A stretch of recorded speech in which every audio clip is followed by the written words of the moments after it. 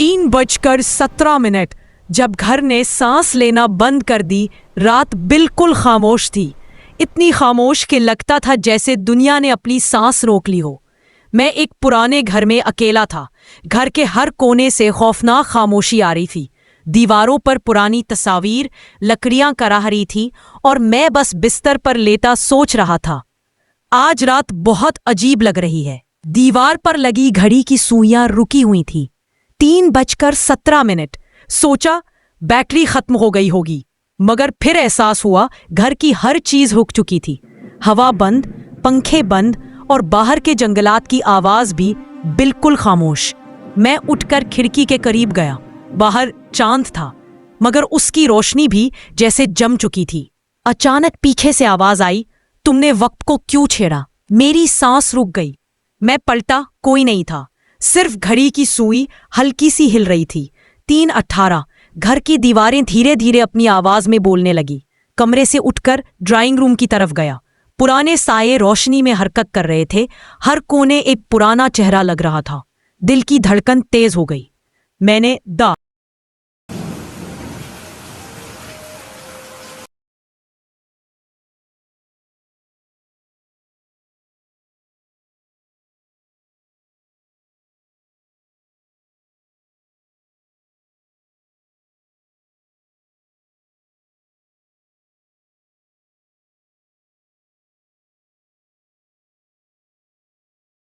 मगर दरवाजा बंद हो गया, जैसे किसी ने गैर मर्ई जंजीर से रोका हो। मैं एक कमरे में छुप गया। वहां पुराने धूल के जर्रात चांद की रोशनी में हल रहे थे। अचानक एक पुरानी तस्वीर की आंखें मुझे देख रही थी। हर कदसूइयां 3:17 के आसपास हल रही थी। लगता था घर के अंदर वक्त का एक अलग ही निजाम चल रहा है। फिर मैंने देखा, एक साया फर्श से ऊपर उठ रहा था।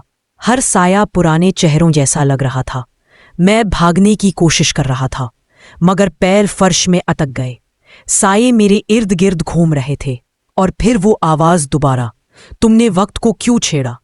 मैंने आंखें बंद की और सोचा बस वक्त रुक जाए। कुछ सेकंड के लिए सब कुछ रुक गया। फिर घर ने दोबारा सांस लेना शुरू कर दी। हवा चलने लगी, लकड़ियां कराहने लगी और मैं वहां से भाग निकला। आज भी जब रात को घड़ी देखता हूं और 3:17 होता है, मैं घड़ी को नहीं देखता, मगर कभी कभी घर की खामोशी में एक हल्का सा साया नजर आता है और आवाज कहती है, अगला वक्त तुम्हारा इंतजार कर रहा है।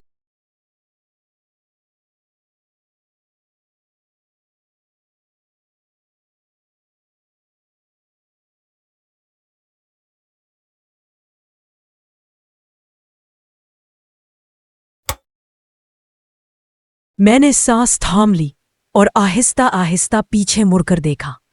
कमरे के कोने में एक धुंधला सा साया हरकत कर रहा था। लगता था जैसे वो मेरे हर कदम को महसूस कर रहा हो। मेरा दिल जोर जोर से धड़क रहा था। मैंने बिस्तर से छुपने की कोशिश की, मगर साया करीब आ रहा था और हवा में हल्की सर्दी के झोंके महसूस हुए। कमरे की पुरानी घड़ी फिर से हल्की सी टक टक करने लगी। मैंने अपने हाथ से उसे देखा। 3:17। अचानक कमरे की रोशनी धुंधली हो गई, साए बढ़ने लगे और एक धीमी आवाज कहा, अब वक्त तुम्हारे पास नहीं रहा।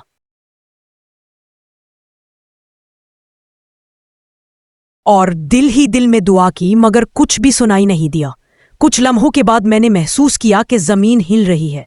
फर्श की लकड़ियां जैसे किसी गैर मर्ई ताकत से हरकत कर रही हो।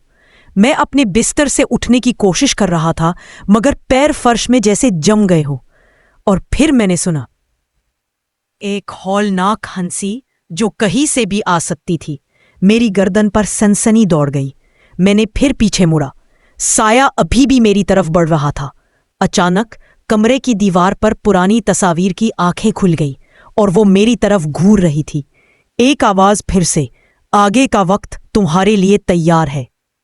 मैंने दिल की धड़कन को संभालने की कोशिश की। मेरी आंखें आंखों से जुड़ गईं और मैंने महसूस किया कि घर ने अपनी सांस दोबारा रोक दी। यहां से अगला मंजर, मेरी आंखें खुली तो मैं खुद को एक बिल्कुल नए कमरे में पाया, जहां हर चीज गैर मामूली और खौफनाक थी।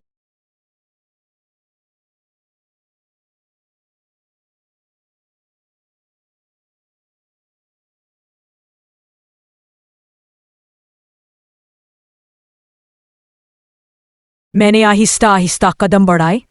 फर्श पर एक पतला सा धुंधला सा साया हरकत कर रहा था और हर कदम के साथ वो साया मेरे साथ चल रहा था।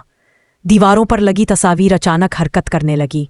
हर तस्वीर के चेहरे मेरी तरफ घूर रहे थे। एक कमरे के कोने में पुरानी घड़ी रुक गई थी और टिक टिक की आवाज़ धीमी मगर खौफनाक लग रही थी। मैंने सांस लेने की कोशिश की मगर हवा जैसे गायब हो गई थी और कमरे में एक सर्दी की लहर दौड़ गई। अचानक एक छोटा सा दरवाज़ा खुला और अंदर से धुंधली रोशनी निकल रही थी। मैंने हिचकिचाहट के बावजूद अंदर कदम रखा और महसूस किया कि फर्श मेरे पैरों के नीचे हिल रहा है। एक दुबली सी आवाज़ मेरे कानों में गूंजी, आगे आओ, वक्त तुम्हारा मुंतज़िर है। मैंने देखा, कमरे के बीच में एक पुराना सा घड़ी नमा ढांचा था जिसकी सुइयां 3:17 पर जम गई थी और घड़ी के इर्द गिर्द धुंधले हल्के साए हरकत कर रहे थे।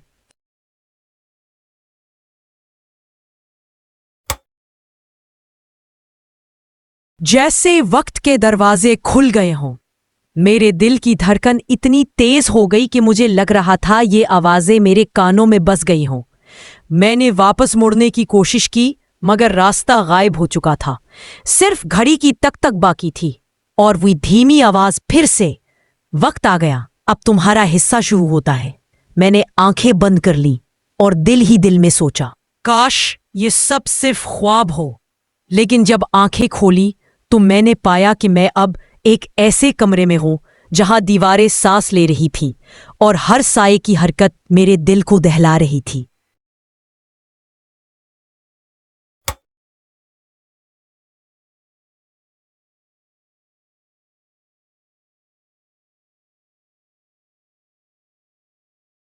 मैंने कदम आगे बढ़ाए। हर कदम के साथ फर्श से हल्की सी सरसराहट महसूस हो रही थी। कमरे का अंधेरा घूम रहा था और दीवारें जैसे अपने अंदर से धीमी रोशनी खारिज कर रही थी। फिर अचानक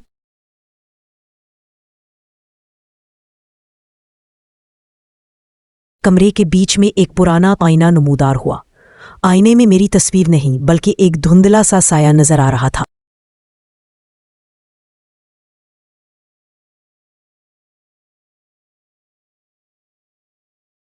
जो मेरी हर हरकत की नकल कर रहा था। मैंने पीछे हटने की कोशिश की मगर फर्श जैसे चिप गया हो। मेरे कदम अधूरे रह गए। आहिस्ता आहिस्ता साया मेरे करीब आया और धीमी मगर खौफनाक आवाज में कहा, वक्त तुम्हें भुला नहीं सकता, तुम्हारा हिस्सा शुरू हो चुका है। मैंने चीखने की कोशिश की मगर आवाज मेरे हल्क से निकलने से पहले गायब हो गई। कमरे के कोने में अब चीजें हरकत करने लगीं।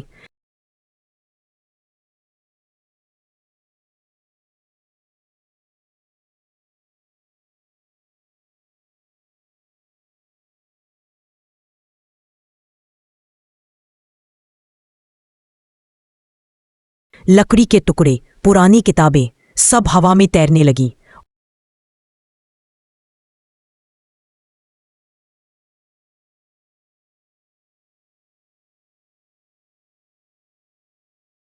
और एक सर्द हवा के झोंके ने मेरे बाल खड़े कर दिए।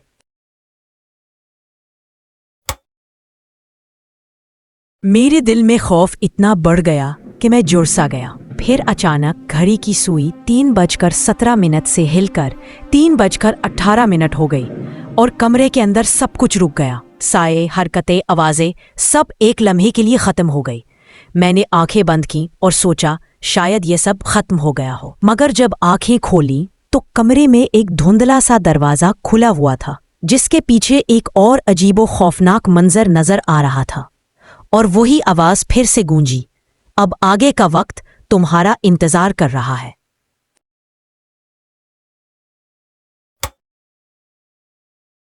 मैंने धुंधले दरवाजे की तरफ कदम बढ़ाया और अंदर झांका।